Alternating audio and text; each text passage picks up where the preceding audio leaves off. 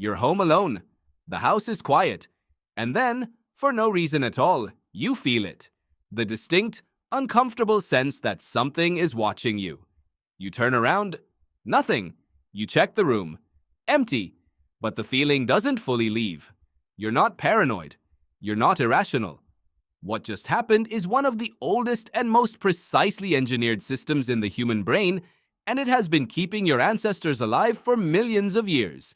Psychologists call it the gaze detection system. And unlike most of your senses, it doesn't wait for evidence before it fires. It fires first and asks questions later.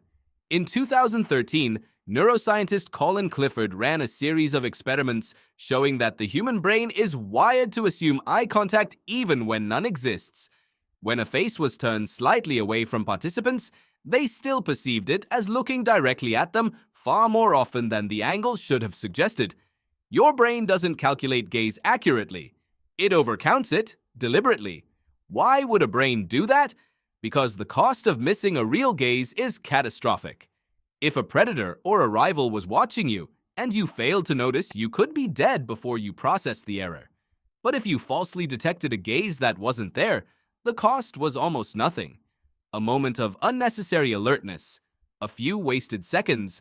Over hundreds of thousands of years, the brains that overcounted won. The brains that waited for certainty didn't survive long enough to pass anything on. Does that sound familiar yet? There's a specific region in your brain dedicated entirely to this. The superior temporal sulcus processes social signals, including gaze direction, with startling speed and almost no conscious involvement. You don't decide to feel watched. The detection happens beneath awareness, and only the result reaches you. That sudden prickling sensation that something has eyes on you. In the late 1990s, psychologist Rupert Sheldrake surveyed thousands of people and found that the overwhelming majority reported being able to tell when someone was staring at them from behind. The sensation was real and consistent, even when no visual information was available. Your brain was pulling the signal from somewhere. Researchers studying this have since pointed to microcues your conscious mind never registers. A shift in ambient sound, a change in air pressure near a doorway, a shadow that moved differently.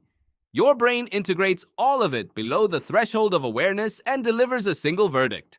Something is there. Here's the part that genuinely unsettles people. This system doesn't distinguish between a living gaze and a painted one. Studies have found that people modify their behavior around images of eyes, even cartoon eyes, almost as readily as around real ones. A poster of a face makes people feel more observed. A set of eyes drawn on a recycling bin increases its use. Your ancient detection system never learned to read the difference between a real threat and a picture of one. So when you're alone and the feeling arrives, you're not imagining something. You're experiencing the output of a system so finely tuned for survival that it would rather fire 1,000 false alarms than miss a single real one. A system that scans every room you walk into, reads every shadow, and almost never tells you what it's doing until it's already decided.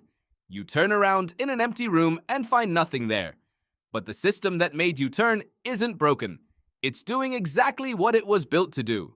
And somewhere in the ancient logic of that overcounting, overfiring, never quite satisfied watchfulness is the reason your ancestors survived long enough for you to be standing in that room at all.